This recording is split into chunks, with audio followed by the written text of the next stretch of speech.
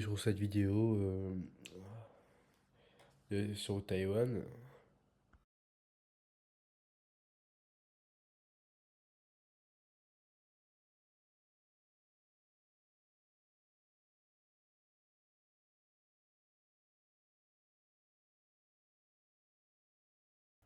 Voilà, sur Taïwan, comme je le disais. Désolé, je cherchais euh, le diaporama. C'est bon, je l'ai affiché. Alors, on va faire une analyse du marché de Taïwan et je vais vous expliquer pourquoi Taïwan, c'est un marché à surveiller. Pas forcément à investir, car je ne suis pas conseiller financier. Je dis ça comme. Je l'ai dit pour que tout le monde le sache en fait. Je suis pas conseiller financier. Je n'ai pas certification. Cependant, je pense qu'il faut que je partage un peu mes connaissances. Alors, Taïwan, c'est population. Alors, Taïwan, profil de Taïwan. Capitale, c'est Taipei. Taipei, une belle ville. Je suis jamais allé. Je pense que j'irai un jour. Euh, 23,9 millions d'habitants en 2024. Ça, c'est des chiffres exacts. Wikipédia, d'après moi. 36,97. 36 197 km². Et langue officielle, chinois mandarin. Chinois mandarin, une information à retenir pour plus tard, et ça aussi, 23,9. Et même ça, c'est un peu une information à retenir aussi. Du coup, la monnaie, c'est le TWD. Le PIB est de 790 000 dollars, ce qui est très bien, car on a une population de 23, 23 millions d'habitants, environ, 24, si on arrondit. Euh, ouais. Du coup, il y a le TWD. Non, 24. Ok, je me suis perdu. Le PIB est à 790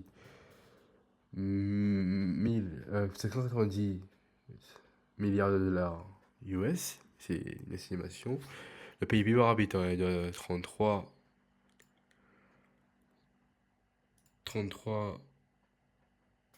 000 US dollars.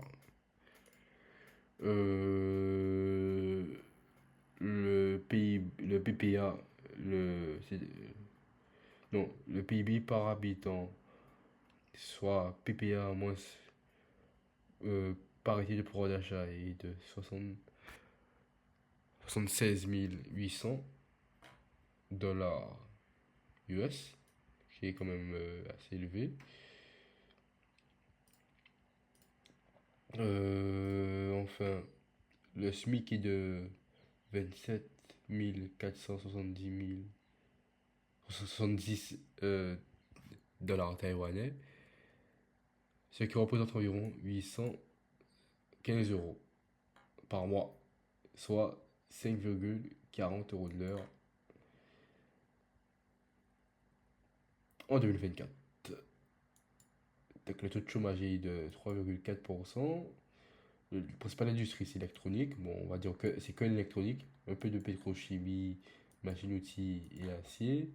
Les principaux partenaires sont la Chine, Hong Kong, États-Unis, Japon et ASEAN.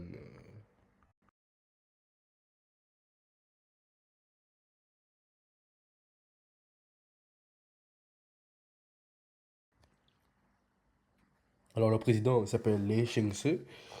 C'est un mec qu'on doit un peu surveiller, car il est assez important au sein du gouvernement de Taïwan. Enfin, c'est le président, quoi. Et bien sûr, qui dit que c'est le chef du gouvernement dit que ses prises de position seront à surveiller par rapport à la Chine continentale, car tout le monde le sait. Je pense que si vous êtes sur cette vidéo, je pense que vous le savez, la Chine continentale a pour projet d'annexer Taïwan.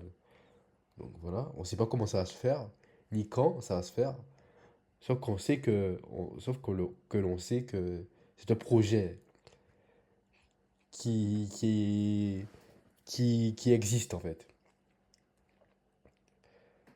Tac, tac, tac. Ok, et aussi on peut dire que Taïwan, c'est pas un État, c'est un État souverain de facto, sauf que c'est pas un État reconnu au sein de l'ONU. Donc ça pose problème. On va le voir.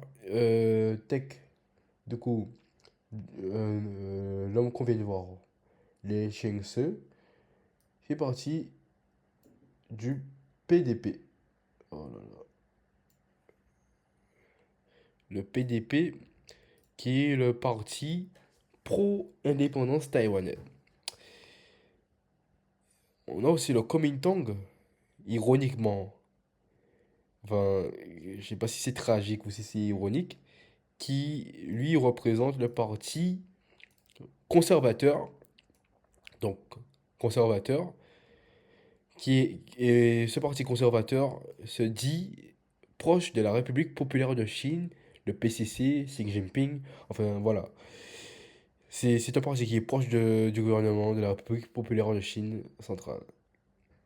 Ce qui est quand même important parce que, en fait, la République populaire de Chine a pour projet d'annexer. Donc, qui dit un Kuomintang avec beaucoup de voix à Taïwan, dit forcément un projet d'annexion plus facile à mettre en place. Bon. Il y a aussi une facilité, des facilités à, à venir à Taïwan. En fait, si vous voulez, je vous invite à regarder un documentaire sur les triades chinoises, un documentaire qui retrace l'histoire des triades chinoises euh, depuis les années 80 jusqu'à 2020, l'ère au Covid, et qui explique en fait les ambitions du PCC et comment le PCC influe sur les triades chinoises. Et ça vous aidera un peu à comprendre euh, la position du Kuomintang au sein du territoire taïwanais. Et bien sûr, le Kuomintang est représenté en bleu, euh, en bleu et en vert, c'est le PDP, si je ne me trompe pas. Et en gros, le PDP, on voit qu'il a toutes les zones stables économiquement, je pense. Enfin, je suis pas sûr.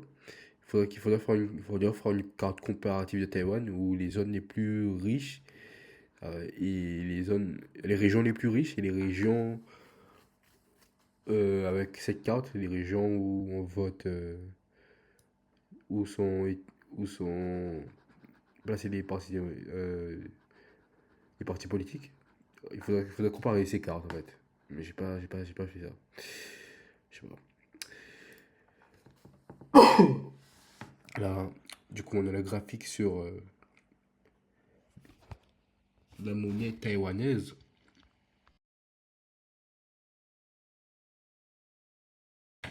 Du coup, comme on peut le voir, euh, là, en 1980, il y a eu,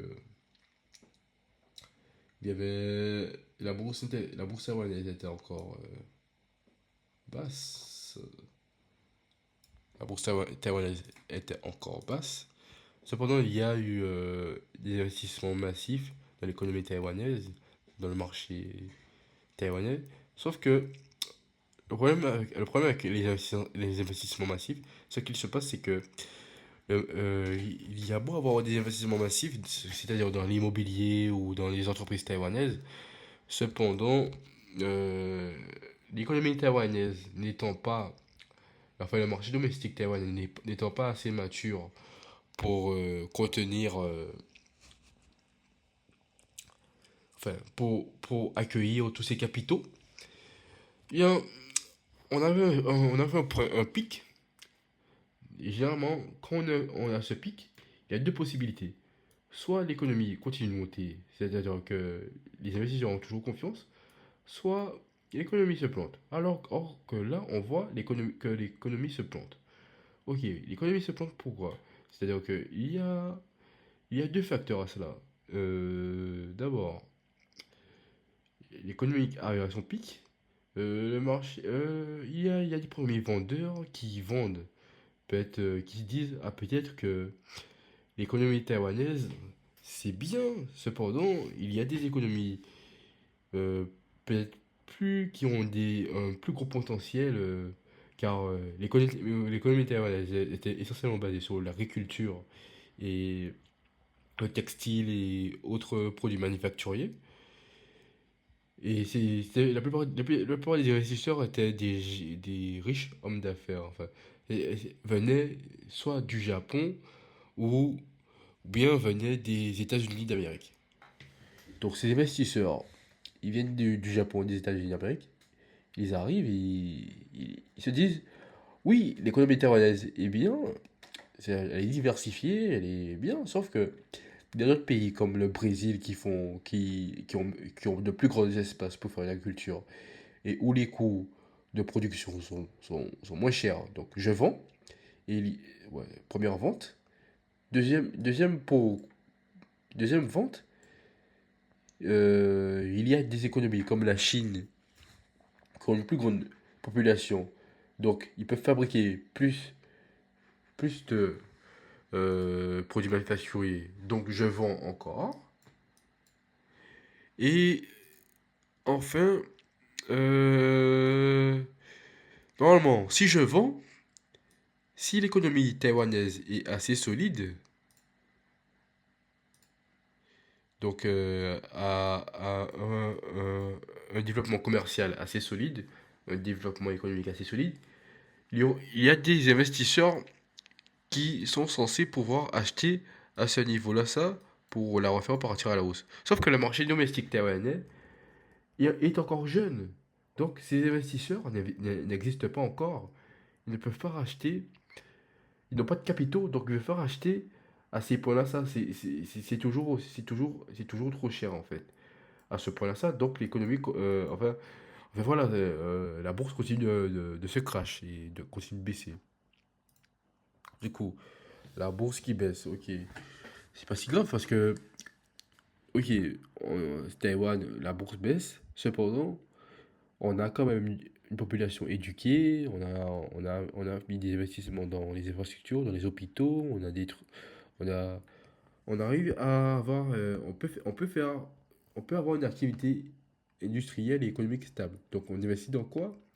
Durant la décennie de résilience de 90, ils font un pivot vers la tech et notamment vers l'électronique, qui fait que la bourse rebat à la hausse, remonte, jusqu'au crash de 2000, car bien sûr, il y a beaucoup trop de startups.com qui achètent, enfin, qui émergent sur le marché.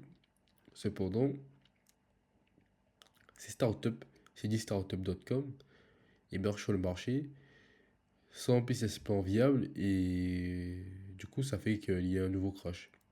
Puis une nouvelle hausse, crise de 2008, crash.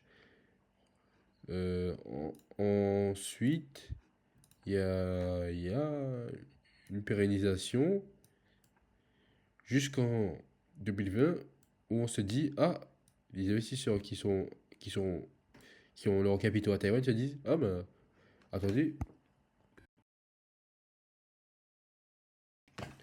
Taïwan, qu'est-ce qu'on fait? Est-ce qu'on vend ou on achète? Car Taïwan, ok, ils font des produits électroniques, ils ont des entreprises comme TSMC, ce groupe, ou, ou comment s'appelle l'entreprise encore? Asus et Acer, ouais. Ils ont ces entreprises-là basées à Taïwan. Ils font des devices électroniques. Ok, ces entreprises sont basées à Taïwan. Est-ce qu'elles valent le coup? Cependant, euh, durant cette crise, il y a des entreprises comme Google, Microsoft ou encore Amazon et même Apple qui croît car elles continuent de faire des ventes et elles ont encore une belle activité économique. Donc elles continuent, elles croient sur le marché boursier. Donc du coup, de quoi elles ont besoin? Elles ont besoin de puces électroniques pour fournir leurs devices, leurs serveurs et donc continuer leur développement sur le marché. Du coup, vu qu'elles ont besoin de devices, enfin de puces pour fournir leur device, je sais qu'ils viennent voir je sais qu'ils viennent pour avoir ces puces. Alors, une petite puce comme ça. Voilà, ça c'est les circuits. ils viennent à Taïwan. Donc Apple va voir TSMC, dit ah oui, moi j'ai besoin de puces car mes ventes d'iPhone ne vont pas baisser, mais au contraire en fait, ils vont augmenter. Et de plus, je sors un nouveau produit très innovant, le MacBook Air, avec ma propre puce. Là, je me détache de Intel, je mets mes puces M1, M2, M3, M4 et tout. Et tout le train là en fait. Et du coup, Apple va avoir TSMC, et du coup, c'est TSMC qui produit ces puces pour, euh, pour Apple. Apple achète ses puces à TSMC. Et du coup, l'entreprise, enfin, la bourse taïwanaise croît du fait de la forte monopolisation. Enfin, TSMC représente beaucoup de parts dans la bourse taïwanaise, dans le marché taïwanais. Et TSMC, on va voir que par la suite, TSMC n'est pas la seule entreprise à compter dans ce secteur. Voilà, alors la bulle financière des 1980, c'est l'économie taïwanaise a un excès de liquidité, c'est-à-dire ils ont un énorme déficit commercial et ça veut dire qu'ils exportent beaucoup pour peu de rentrées de capitaux ou de consommation, de produits destinés à la consommation. Tu as deux types d'achats qui peuvent être possibles sur le marché. Soit on peut acheter du capital, c'est-à-dire des machines, des voitures, bon, des capitales à la fois des produits de consommation ou de l'immobilier. C'est très fou. Et vraiment, les capitaux que tout le monde connaît, ça va être l'or, la bourse, ça. Et les Taïwanais, à cette époque-là, ça, ils n'investissaient pas à l'étranger. Ils investissaient plus dans des, dans des produits financiers locaux. Ça va être plus des assurances vie, des trucs que tout le monde connaît, qu'on a en France aussi. La bourse n'était pas tant populaire que ça à cette époque. Voilà. Il y a la libéralisation financière, le gouvernement a assoupli les contrôles, les capitaux, du coup, ce qui permet la spéculation et d'attirer la haute monnaie, ça veut dire les capitaux étrangers américains et japonais qui se disent ah, mais Taïwan, c'est une île qui se développe, il y a une jeune population très éduquée, une industrie forte en électronique, c'est intéressant. Du coup, la spéculation populaire, il y a aussi pas mal de Taïwanais qui se disent ah oui, je vais acheter ma maison car j'ai bien travaillé toute ma vie et je vais faire un emprunt pour acheter cette maison, cette petite maison. Du coup, il y a le crash, et notamment à cause de l'émergence de la Chine. La Chine commence à s'ouvrir aux marchés internationaux et à vouloir produire des produits manufacturiers. Cependant, comme la Chine peut produire ses produits manufacturiers en volume, Taïwan ne peut pas suivre car on parle, en comparaison, on parle d'une population de 1 milliard d'habitants, une population je pense à l'époque même, de 15 millions d'habitants. Donc c'est pas assez quoi. En termes de volume, même si Taïwan peut avoir les meilleurs robots de Tesla, pouvait avoir les meilleurs robots au monde à cette époque, c'est presque physiquement très difficile d'avoir un coût de production et, et un volume de production équivalent à 1 milliard d'habitants, quoi. Bon, c'est un peu caricatural, dit comme ça. Cependant, c'est très important pour comprendre le déclin de Taïwan à cette époque. Et aussi les investisseurs américains qui étaient un peu... qui avaient la spéculation facile, investissaient aussi euh, en Thaïlande. Enfin, c'est pas que les... Faut pas mettre la faute sur les investisseurs, que les investisseurs américains et les banques américaines. C'est-à-dire que c'est aussi les banques locales des pays d'Asie qui empruntent trop sans avoir de business plan logique, quoi. Bon, pas de ouais, business plan, d'économie, de développement économique, de plan de développement économique vraiment durable et stable. c'est très volatile, quoi. Les marchés asiatiques étaient très volatiles. Du coup, il y a des signes de résilience et Taïwan fait son pivot vers la tech.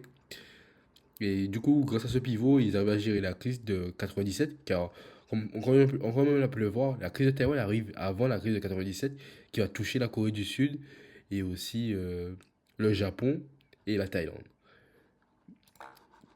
Tech, montée de la bulle tech de 1995 à 2000, et, Taïwan se prend une deuxième crise encore en 2000 à cause de la bulle tech avec des entreprises qui ont des valorisations boursières un peu douteuses et sans business plan viable, et c'est-à-dire commercialisation de services ou de produits viables, on va dire.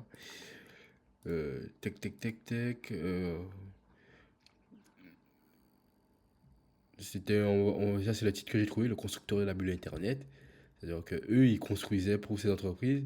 Et ces entreprises, ils achetaient à Taïwan. Sauf que si ces entreprises-là, américaines, USA, ouais, voilà, ils achètent à Taïwan, voilà, à Taïwan, ouais. Mais il y a la crise. Donc, on va dire ils achetaient en volume. Boum. Je vais refaire une autre flèche. Boum. Ils achetaient, ils achetaient avec ce volume. Ils avaient ce volume d'achat. Voilà. On va faire genre, un gros volume, quoi. Une grosse flèche pour un gros volume. Ça fait un gros volume d'achat. Après la crise, ben, ces entreprises américaines ont plus petit volume d'achat. C'est-à-dire qu'ils peuvent acheter. Euh, dans la bulle tech, il y a des entreprises comme Apple ou Microsoft ou même Google qui a été créé en 1997 qui font partie de ces entreprises. Cependant, on va dire, c'est cette magnificence, c'est cette GAFAM qui ont les moyens seulement d'acheter ces puces à Taïwan. Et donc, qui dit un volume d'achat peu petit, dit un déficit de l'économie taïwanaise, quoi, qui va vers la baisse. Voilà. C'est vulgarisé tout ça. Bon, là, c'est le système bancaire, on va un peu passer parce que c'est pas très complet et c'est pas très explicatif euh, du système monétaire taïwanais. Ce qu'il faut retenir, c'est que les prêts en monnaie scripturale créent les besoins de la monnaie centrale. C'est la monnaie scripturale, c'est la monnaie que tous les particuliers utilisent et les entreprises utilisent. Et la monnaie centrale, c'est la monnaie que les banques utilisent. Et la monnaie centrale, c'est la monnaie qui provient des prêts. C'est-à-dire que quand on va à la banque, on fait un prêt, c'est la monnaie centrale qui va être transformée en monnaie scripturale. Et cette monnaie scripturale va être rachetée sur les marchés. Et quand moi qui fais ce prêt, j'ai cette monnaie centrale, je la transforme en monnaie scripturale. J'ai cette monnaie scripturale, je vais peut-être racheter un bien immobilier. Euh, j'achète ce billet immobilier et peut-être que je vais dégager une rente de monnaie scripturale, enfin, de monnaie scripturale de notre particulier B qui va me payer tous les mois. Et grâce à cette rente de tous les mois, je rembourse mon prêt. Et si bien sûr l'activité économique n'est pas tant bonne que ça, c'est-à-dire qu'il y a moins d'acheteurs B sur le marché, ce, cela provoque forcément une crise car j'ai peut-être un prêt en cours avec X% d'intérêt et selon l'économie, eh bien, ces X% d'intérêt peuvent aller de 0 à 4%. Actuellement, on est bloqué à 4%. On n'est pas monté au-dessus des 6%. Bien, c'est un peu galère pour moi de rembourser ce prêt car j'ai pas ce particulier B qui me verse une rente tous les mois à moi A pour rembourser à ma banque mon prêt, plus les intérêts. I, I et P. J'ai pas l'argent, quoi. Et du coup, ben, ce mécanisme, s'il se répète, c'est un peu ce qui provoque une crise. Et c'est un peu ce qui est arrivé en 2008. Bien sûr, en 2008, qu'on passe tout de suite à la crise de 2008. Tac, tac, tac. Du coup, on a des intérêts élevés. Voilà. Car Taïwan sort d'une période compliquée, l'an 2000 et tout. Bien sûr, elle veut aussi raréfier sa monnaie, car et, et en même temps pouvoir acheter des capitaux. C'est-à-dire que là, j'ai des intérêts hauts. Donc, comme j'ai des intérêts hauts, je veux que ma monnaie sur les marchés, sur le marché domestique soit plus rare. Donc, j'ai une monnaie sur le marché domestique qui est plus rare. Donc, une monnaie sur le marché domestique qui est plus rare.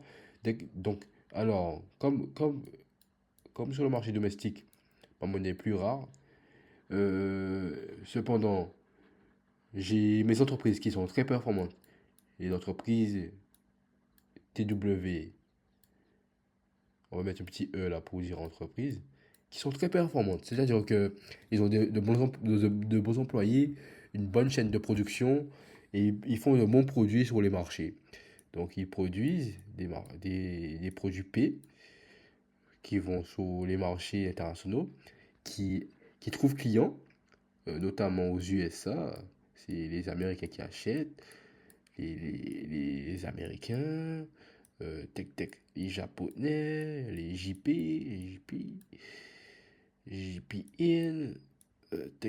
achètent en masse, ils adorent les produits. Que, que moi, mes entreprises TWE taïwanaises, et mes entreprises taïwanaises font ces produits. Ces clients, ces clients, ces entreprises, on va dire, parce que c'était vraiment du B2B, hein, l'électronique à l'époque. Que les entreprises, et ça l'est toujours. Taïwan, Acer, je pense pas que c'est pas une marque c'est une marque qui a cartonné durant les années 2000. Cependant, avant les années 2000, c'était plus HP, d'après moi, ou Dell qui cartonnait, avec IBM qui était sur sa fin, et Microsoft, bien sûr, qui faisait du software. Et donc, ces entreprises vendent des produits, et du coup, ça plaît à ses clients. Du coup, les Taïwanais ont du yen dans la banque centrale et du USD dans la banque centrale. Enfin, ils ont du yen et du USD. Les entreprises taïwanaises ont beaucoup de yen et de USD qui vont peut-être, ils peuvent demander, je sais pas si c'est possible qu'une banque centrale se fasse rembourser en monnaie étrangère. Cependant, c'est pas un mécanisme très compliqué. Ils peuvent convertir ce yen et ce USD en TWD. Ça c'est un schéma possible d'après moi. Je vais faire un petit schéma à côté. Une autre couleur quand même du vert. Ils ont du USD et du GPI. Tac. Voilà. Ces entreprises taïwanaises vont convertir ce USD, ce GPI en TWD, en dollars taïwanais. Alors, le dessin n'est pas si beau, il y a un peu de ça. Bon. Ils convertissent en TWD, et du coup, bien, ça fait que le TWD prend de la valeur, quoi. Car la monnaie, que ce soit la banque centrale ou les entreprises taïwanaises, ils ont beaucoup de currency étrangères dans leur compte. Donc les currencies étrangères. Comme il y a un excès de currency étrangère, les politiques taïwanais qui savent manœuvrer un pays maintenant, qui savent comment les crises apparaissent dans leur pays, se disent, ah mais tiens, on a des monnaies étrangères, et sauf que on est toujours en croissance, donc on a du retard par rapport aux économies américaines et, et japonaises. Qu'est-ce qu'on peut faire? Bien, ce qu'on va faire, on va acheter des usines japonaises, JPN et américaines, japonaises, japonaises et américaines. On va acheter des plans d'usines japonaises ou américaines on va les amener à Taïwan avec, on va acheter aussi des machines-outils, car on a de l'argent dans nos comptes. On va acheter des machines-outils aussi, machines-outils qu'on va importer à Taïwan. Dès qu'on a importé ces machines-outils, on fait baisser la monnaie taïwanaise, c'est-à-dire qu'on baisse la monnaie taïwanaise, tech tech. Du coup, du fait qu'on baisse la monnaie taïwanaise, on arrive à une monnaie taïwanaise, on arrive à des domestiques, des particuliers taïwanais ou même des entreprises taïwanaises qui peuvent emprunter, car la monnaie coûte moins cher. Les entreprises taïwanaises empruntent durant cette période de 2003 à 2004. Et du coup, être à nouveau compétitifs commercialement car ils ont les meilleures technologies de pointe sur les marchés. Donc, et une monnaie plus ou moins faible par rapport au dollar américain. Car le dollar américain, c'est la monnaie centrale. C'est-à-dire que quand vous êtes un pays sur le marché international, vous voulez toujours calculer votre monnaie vis-à-vis du dollar. Car c'est dans cette monnaie que vous pouvez émettre c'est dans cette monnaie qu'est émis le plus grand nombre de produits à l'international. C'est-à-dire que vous pouvez acheter en dollars n'importe quel produit sur Terre. En fait, c'est une monnaie qui est vraiment compris à l'international. Et les Américains, d'après moi, ils représentent à peu près 20% de la consommation terrestre mondiale. Donc voilà. Et suivi des Européens. Même si en Europe, l'EUR, l'euro, c'est une monnaie qui est utilisée par environ 300 millions de, per- de personnes et qui est assez fermée. Du coup, là, les intérêts sont bas, les intérêts remontent car l'économie internationale est très petite et comme on l'a vu, dès que la Banque centrale baisse ses taux, les Taïwanais ils en prennent beaucoup pour acheter des maisons, des voitures, des produits étrangers ou d'autres trucs. Et généralement, ils achètent des maisons.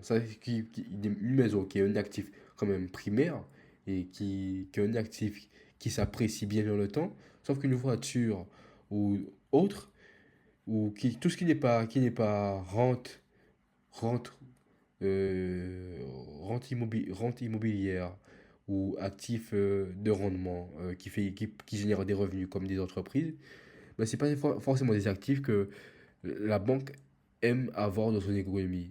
La banque va plutôt favoriser des emprunts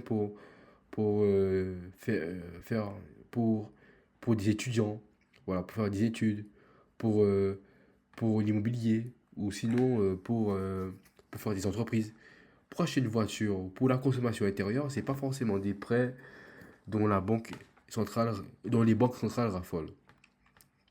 Du coup, il y a tout ça qui se passe. Sauf que, techniquement, l'économie taïwanaise est assez solide. Donc, donc les intérêts auraient pu se stopper ici et descendre par la suite. Cependant, on arrive en 2007. Et qu'est-ce qui se passe en 2007? En 2007, les États-Unis d'Amérique rentrent dans l'une des plus grosses crises de leur histoire, qui fait que plutôt que les intérêts taïwanais montent, puis arrivent à un certain niveau, là ou là descendent, ils vont arriver à un pic jusqu'au 27 juin 2008, qui est ici, qui fait qu'ils vont avoir des intérêts forts jusqu'au 27 juin 2008, avant d'observer un effondrement des intérêts. Car en fait, euh, c'est-à-dire la montée des intérêts durant cette période est uniquement due à cause de la crise financière de 2008 des subprimes aux États-Unis d'Amérique. Du coup, en 2008, après cette crise, ben, on le voit tout de suite, les intérêts à Taïwan s'effondrent car, car en fait, euh, même si le dollar, durant cette période, durant cette période, il s'effondre, ils ont quand même beaucoup en réserve et il y a beaucoup de pays enfin, le dollar remonte vite. Donc, techniquement, ils peuvent toujours compter sur le dollar pour acheter des produits étrangers. Et je sais pas quelle a été la politique de Taïwan vis-à-vis du dollar américain.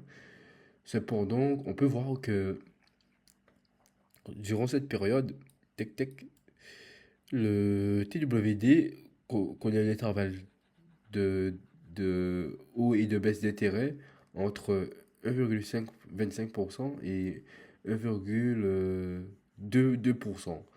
Jamais au-dessus de 2%, 2,2%. Ce qui est très bien et qui montre que l'économie semble être stable. Ils semblent avoir trouvé leur, leur, le- leur axe de développement durant les prochaines années, les 10 à 20 prochaines, les 10 à 20 prochaines années. Ce qui est un bon signe pour investir à Taïwan. Parce que, voilà quoi. Enfin, ils sont loin de leur taux d'intérêt d'avant 2008, quoi. Enfin, on l'espère pour eux. Et du coup, on passe aussi à la monnaie.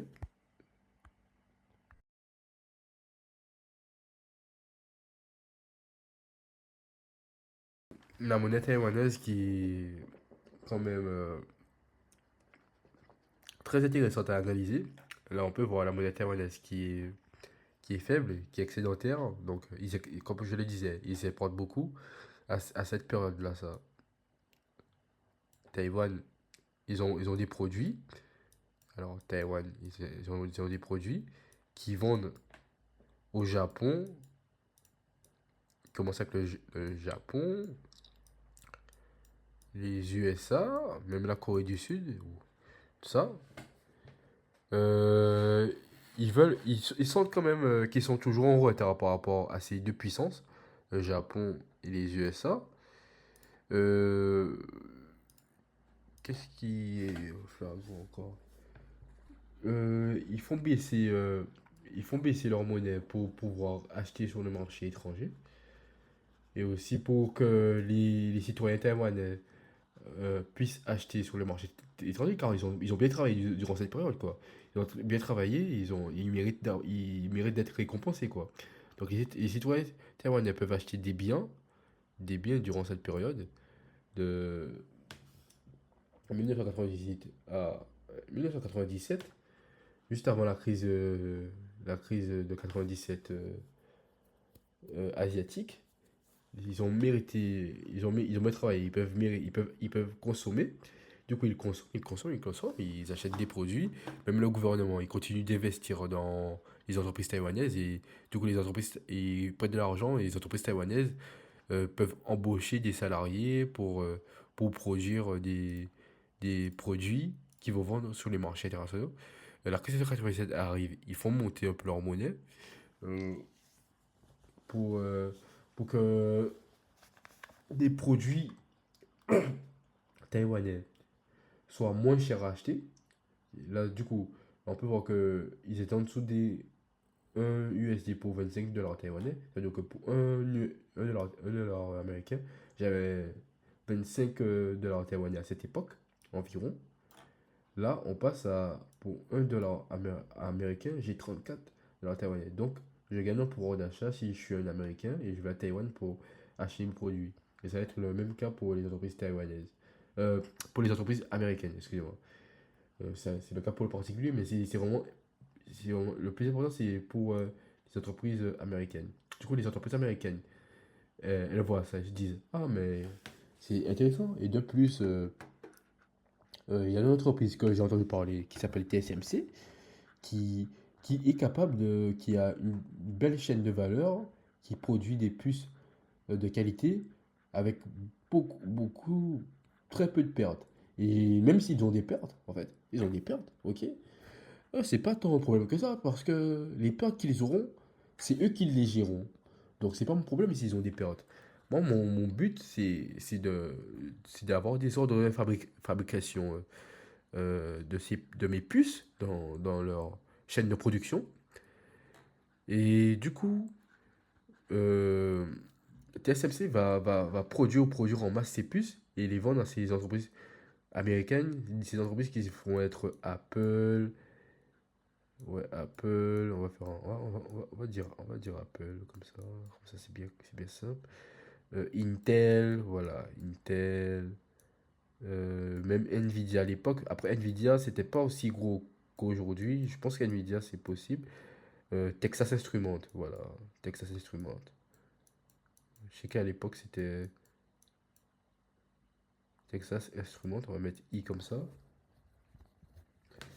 Voilà, et ces entreprises à ça, ces entreprises à ça, ils achètent du TWD à cette époque-là, ça, pouvoir produire, pour pouvoir, enfin, pour que TSMC produise leur puce, pour payer TSMC en fait. Parce que c'est moins cher pour eux à cette époque-là, ça. Et TSMC, ils acceptent seulement du TWD, enfin, pour la plupart, parce que les immobilisations que TSMC a, ils les ont payées en USD, ok? Et ils ont fait ces emprunts auprès de la banque privée américaine, d'investisseurs américains, ou de, de la banque du gouvernement taïwanais, qui va être les banques commerciales taïwanaises, mais qui sont sous l'égide du gouvernement taïwanais. Et du coup, ils font ces emprunts, et, ok, et tout, et puis, ben, ben, ça, c'est pas tant important. Les machines qu'ils ont achetées, c'est des immobilisations, et ils ont tout ils ont de la marge en termes de temps pour payer. Ce qui va vraiment être important, c'est les salariés. Les salariés, comment ils les payent.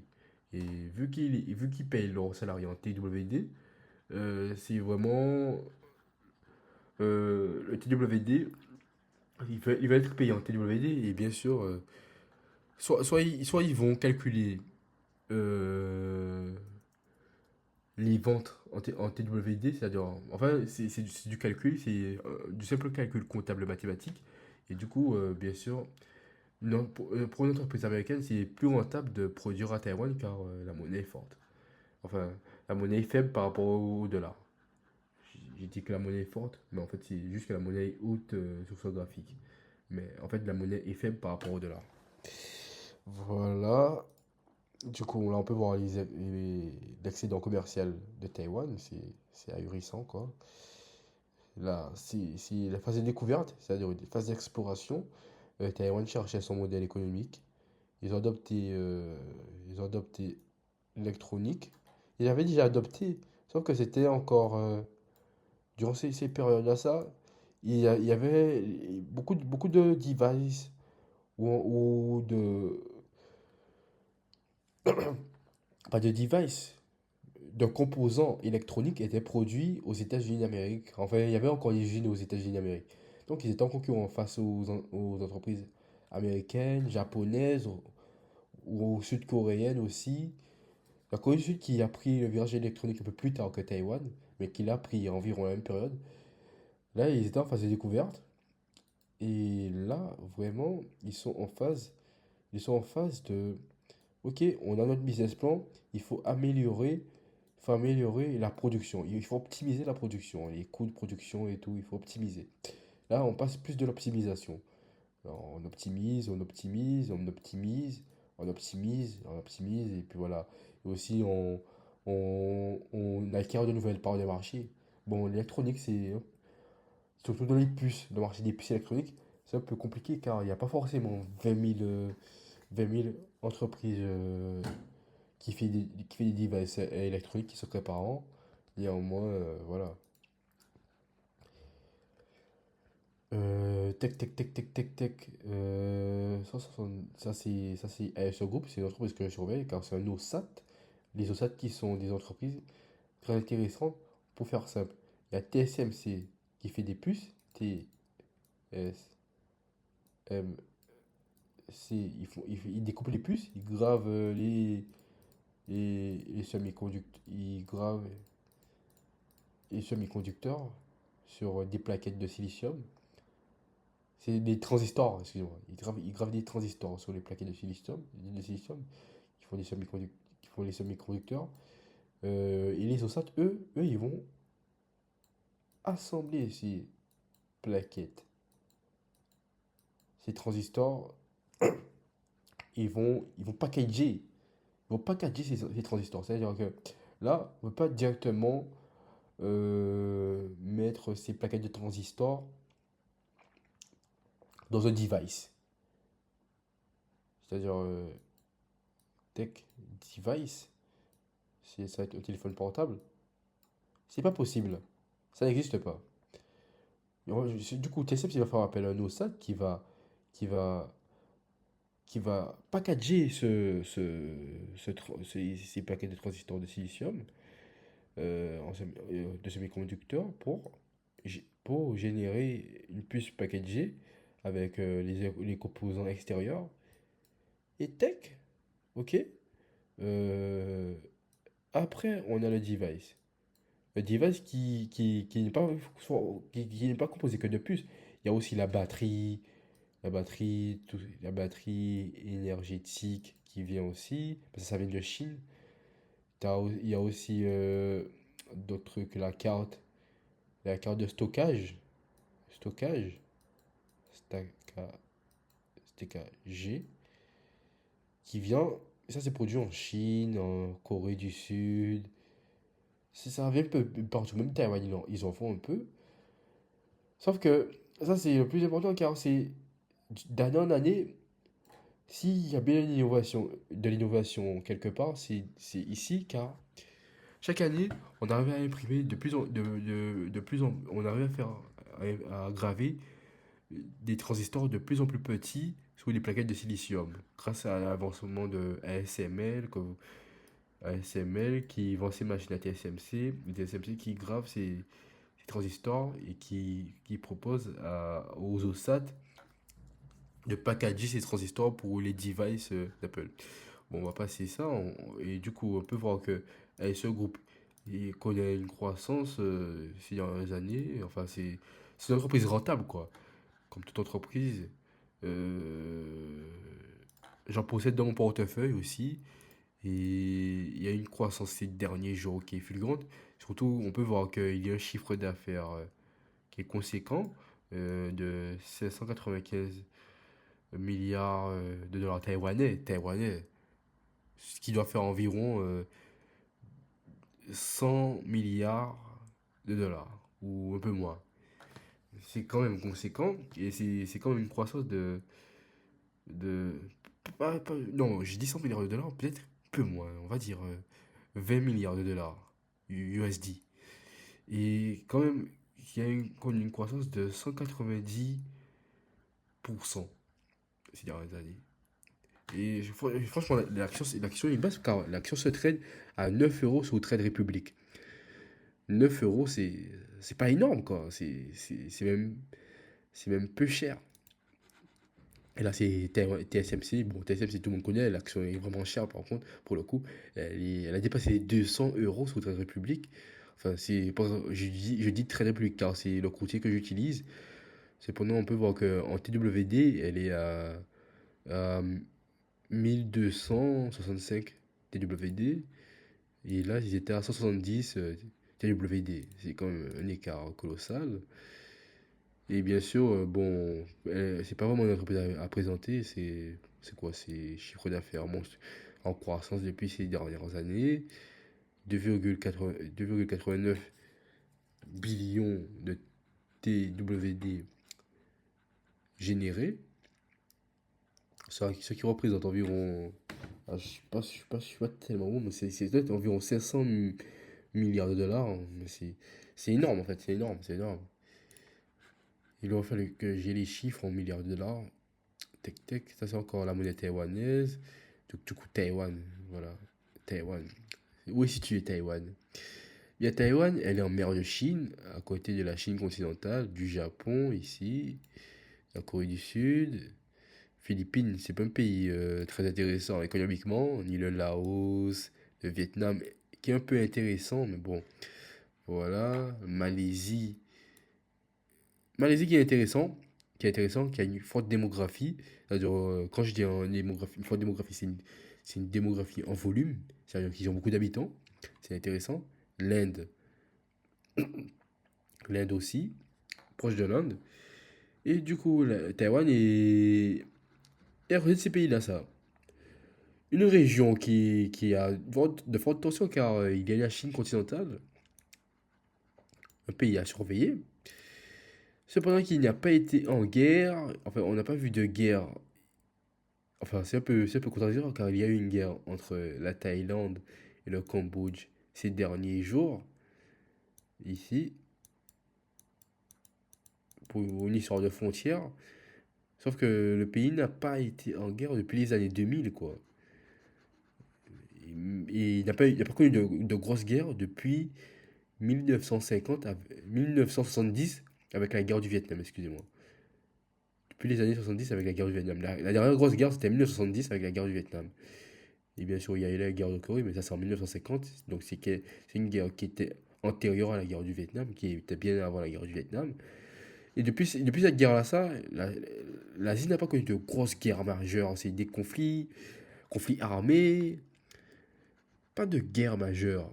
Donc c'est une région assez calme. Je sais qu'il y a des groupes terroristes aux Philippines, un peu en Malaisie ou en Papouasie-Nouvelle-Guinée. Si ça reste encore assez mineur.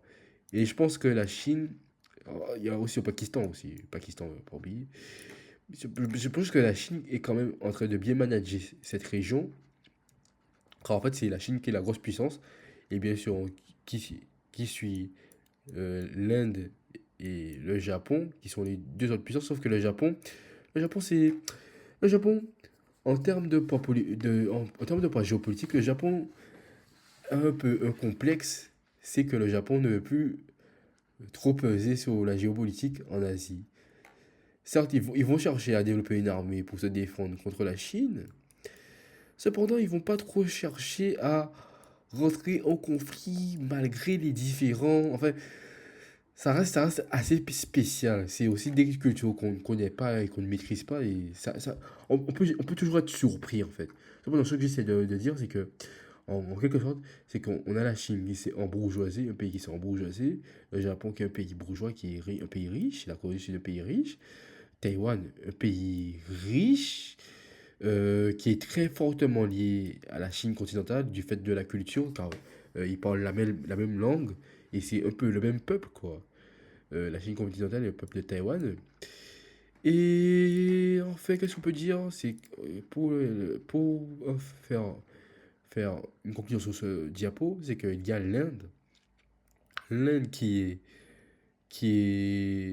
l'Inde, le Vietnam et la Malaisie, qui sont des économies en croissance, ça veut dire qu'ils croient en pourcent là,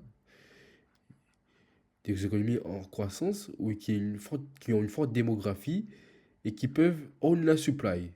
Et c'est un peu un concept qui est own la supply. Own la supply, c'est-à-dire que ils peuvent mobiliser leur population dans une industrie clé et la développer durant 10 à 20 ans. Et l'industrie qui nous intéresse, bien sûr, c'est l'électronique. Et du coup, il y a beaucoup d'entreprises qui investissent en Inde dans le but de voir une production, enfin, dans le but de voir des, des entreprises, des fabricants d'électronique émerger en Inde qui pourront vendre, qui pourront vendre leur assemblage et leur main-d'œuvre à Taïwan et par extension aux Américains et ou aux Chinois, surtout les Chinois parce que on peut voir qu'avec Donald Trump, les Américains ne veulent plus tant investir que ça en Asie. C'est-à-dire qu'ils l'ont déjà fait pour Taïwan, ils l'ont déjà fait pour le Japon, pour la Corée du Sud, pour l'Asie, pour la Chine, excusez-moi, et même le Vietnam. Cependant, euh, ils arrivent à bout de souffle, les Américains. Donc du coup, c'est plus les Chinois qui vont délocaliser certaines usines clés en Inde pour que l'Inde et une partie de la supply de l'électronique puissent vendre cette main-d'œuvre à Taïwan. Et Taïwan et la Chine continentale vont par la suite commercer avec les USA, le Japon et la Corée du Sud, qui vont commercer avec nous, les Européens, pour les produits, les devices. Enfin, ils vont nous vendre les devices. La Corée du Sud, ça va être les smartphones Samsung. Et ça va être Apple pour les USA, Google, pour le Taïwan, pour le Japon, ça va être Sony. Voilà, c'est toutes ces entreprises à ça qui vont nous vendre à nous des produits électroniques. Tech, ok. Et voilà, les entreprises taïwanaises les plus valorisées dans le secteur électronique, financier ou des télécoms, c'est quand même important. Tech, voilà, ça c'est le plus important, la partie la plus importante de la diapo. Du coup, TSMC, ça va reprendre un peu la map que j'ai expliqué tout à l'heure, cette map-ci. En gros, TSMC, c'est eux qui fabriquent les puces. Alors, même pas les puces, ils fabriquent les plaquettes de silicium où sont gravés les transistors. Tac, tac, tac. Ils sont gravés il y a les transistors gravés dessus. Ils les envoient aux OSAT. Les OSAT, tac, tac. Qui vont packager les puces. Tac, tac. La plupart des OSAT sont basés à Taïwan, hein, pour, pour info. Du coup, il y aura les distributeurs aussi qui vont avoir leur rôle à jouer. Il y a des distributeurs taïwanais, chinois, américains. Eux, ils vont vendre, ils vont vouloir faire du volume. Sauf que ils vont peut-être acheter du packaging aux OSAT. Ça peut être tout et n'importe quoi. Enfin, ils vont peut acheter des puces packaging aux OSAT, mais c'est pas forcément ça. Enfin, c'est pas forcément ce qu'ils veulent acheter. Même si pour faire des machines à laver, je pense, en construction de machines à laver, il va toujours passer par Arrow, Avnet ou Future Electronics. Ils vont pas forcément acheter en direct aux OSAT. Enfin, c'est pas les puces, c'est vraiment pour les devices en fait. Les devices, et c'est plus des entreprises comme Apple, Google, Google,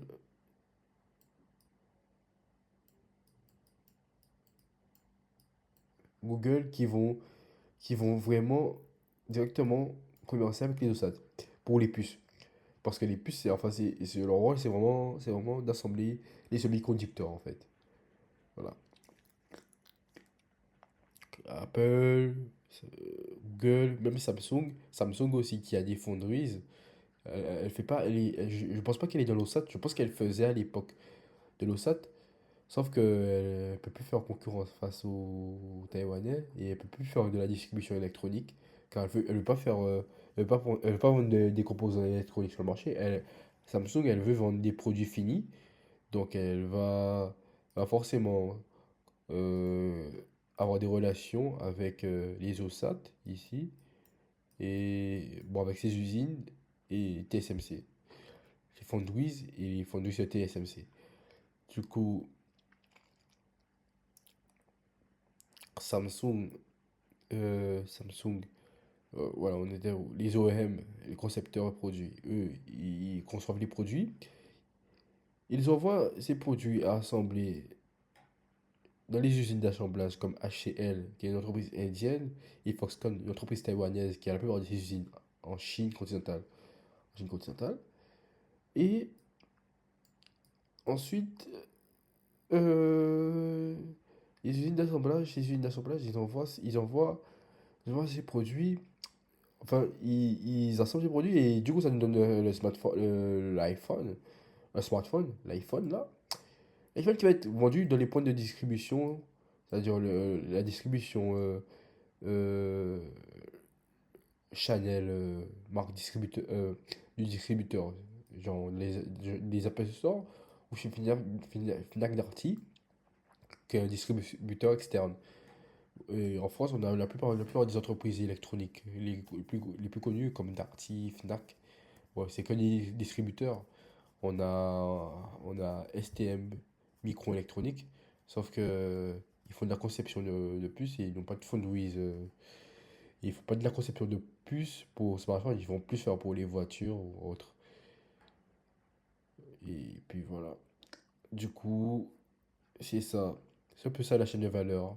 Et c'est pour ça que je parlais de undersupply, car la Chine, tout le monde dit que c'est Apple qui délocalise des usines au Vietnam, au Laos, je ne sais pas où, en Thaïlande, en Birmanie, soyons fous, en Birmanie. Bon, en Birmanie, je pense pas qu'Apple va faire. Même la Chine va délocaliser ses usines en Birmanie un jour. En fait, non, c'est pas Apple qui délocalise ses usines au Vietnam ou en Inde.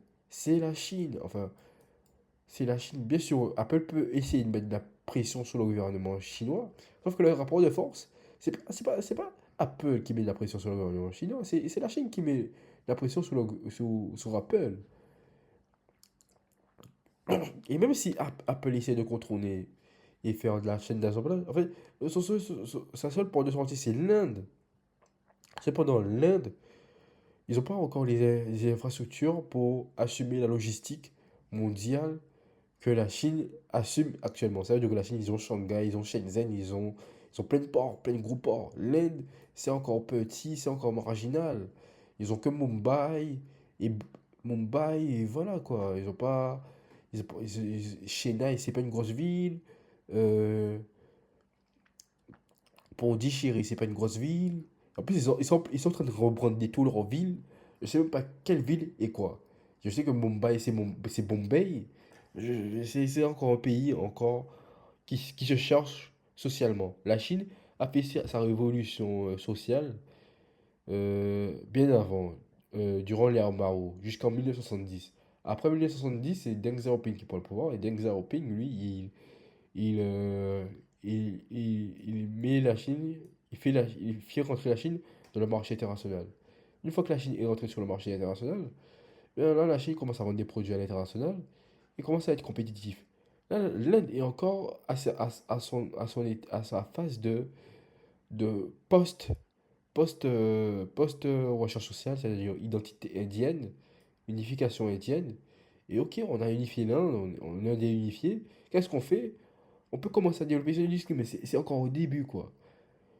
Il faudra attendre encore 2050 pour avoir un recul nécessaire pour dire, ah oui, l'Inde, ça a été une économie, c'était là qu'il fallait être en 2020.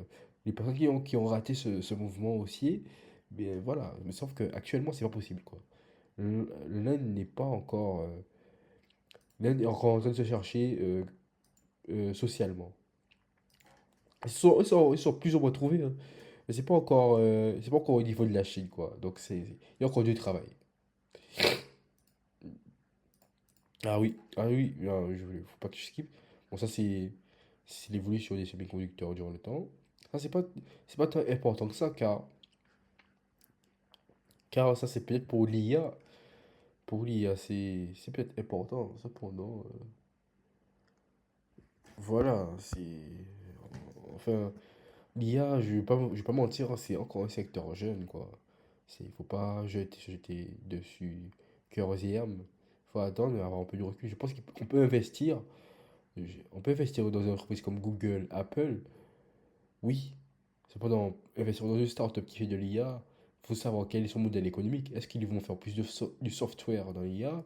Est-ce qu'ils vont faire plus du hardware? C'est-à-dire qu'eux, ils vont acheter des transistors et ils vont stocker ça dans des data centers. Parce que moi, je pense que le business qui va vraiment exploser là, c'est le business des data centers. C'est-à-dire que beaucoup de personnes voudront avoir un data center ou des puces où ils pourront coder des lignes de code. Tac, tac. Ils vont coder des lignes de code, des trucs, des tools.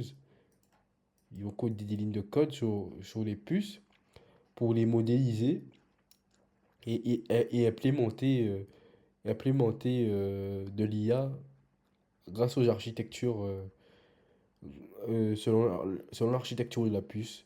Implémenter un type d'IA dans cette puce. Enfin, pour que l'IA puisse fonctionner à partir de cette puce, de cette puce. Voilà. Que ce soit CPU ou GPU. Voilà. Donc, il faudrait plus investir sur Nvidia, AMD ou encore Apple et Google avec Amazon. Amazon parce que eux, Amazon, ils vont faire plus de la vente IA par le cloud. et plus par rapport au business originel qui est la supply, la distribution. Et du coup, pour conclure cette vidéo, montrer comment on fabrique une puce en quelque sorte, c'est très caricatural. En gros, moi je suis une entreprise, je souhaite développer une puce sur le marché. Je vais concevoir un plan comme ça. Je vais faire un code vis-à-vis de ce plan. Et ensuite, je vais demander un prototype à TSMC. Un prototype. TSMC va m'envoyer un prototype. Et à partir de ce prototype, je vais essayer d'implémenter le code sur cette puce, si c'est ce que j'ai bien compris. Et du coup, une fois que j'ai fait tous mes tests, peut-être que je dois modifier un peu mon plan, recommencer le code, changer le code. Puis voilà, je dois implémenter ce code dans mes puces. Une fois que j'ai fait tout cela, j'ai ma puce packagée, c'est-à-dire que j'ai ma puce packagée, j'envoie mon plan, j'envoie mon plan à TSMC, comme ça. Enfin, l'architecture de ma puce à TSMC, si je veux, avec les transistors que je veux. Généralement, je pense pas que les transistors changent tant que ça, mais j'envoie tout ça à TSMC. Et ils vont me dire, ok, nous on attend de commande, mais on peut te produire aussi plus là, ça d'ici la fin de l'année, grâce à notre chaîne de production. Du coup, du coup, ils vont produire mes puces dans ce type d'hangar où il y a plein de machines ASML ou autres qui fonctionnent et qui gravent les puces, qui les conçoivent, enfin qui les fabriquent. Parce que, ouais, qui les fabriquent. Moi, j'ai conçu la puce. TSMC, eux, ils les fabriquent. Mais ils l'ont partie aussi conçu. Et je pense que là, on voit le prototype et ils le facturent car quand même tout business est bon à prendre quoi. Et du coup une fois que ma puce est produite, ben, ça me donne ça en fait. C'est ce genre de matériel, ce genre de ces plaquettes de silicium avec des semi-conducteurs plaqués dessus là. Vous pouvez le voir. Et puis voilà, c'est ça le business du TSMC, c'est ça le business de l'électronique. Le business de l'IA, c'est ça. C'est pas que c'est pas si compliqué que ça. C'est juste que c'est un peu plus complexe. Et, et en fait, je pense que tout le monde pense que c'est TSMC et Apple, Lenovo ou Google qui vont croître, Samsung qui vont croître, mais en fait non. En fait, pas que. Pas que. Il y a ASE Group qu'il faut surveiller, Acmar Technologies, des entreprises qu'il faut surveiller, c'est des entreprises aussi qu'il faut surveiller. Arrow et Avnet qui ont pris des points en bourse et RPG Holding. Je pense qu'il y a aussi un effet de FOMO sur ces investissements. Il faut, le problème, c'est que, le problème avec les distributeurs, c'est que c'est pas un business plan qui marche beaucoup. Là où peut-être on peut avoir plus d'espoir sur les OSAT. Car, car c'est une industrie très nichée, très nichée. Il y a quand même beaucoup de concurrents. Sauf que les plus gros, ce sont Acmar et ASE Group. C'est un peu les TSMC de l'OSAT. TSMC maîtrise vraiment toute la chaîne de valeur. Et Acmar et ASE Group se partagent la chaîne de valeur, suivi par KYC, Shipmos et PTY.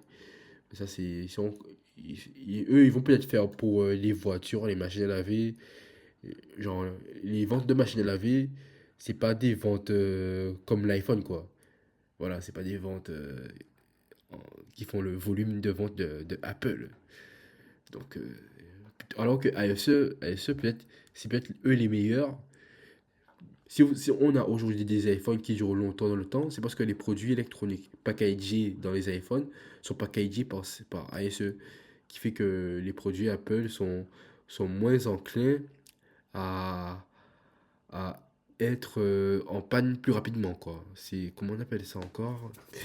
C'est l'obsolescence programmée. Ben, Apple, ils n'ont pas des produits qui sont contraints à l'obsolescence programmée car ils peuvent acheter de la qualité auprès d'un seul groupe. Si Apple c'était une entreprise qui voulait absolument marger, ils auraient peut-être acheté auprès de KYC, qui ont peut-être ont peut-être une expertise moins reconnue ou qui, voilà quoi. Mais non, ils achètent à ce groupe qui a plusieurs entreprises spécialisées là-dedans, qui rachètent des entreprises, et Acmar Technologies qui rachète pas des entreprises, mais qui a des usines un peu partout dans plusieurs pays en Asie. Voilà. Bon, ben, c'est la fin de la vidéo et j'espère que vous avez compris le marché, l'économie taïwanaise. Je pense que c'est important à comprendre pour savoir où investir en Asie. Voilà.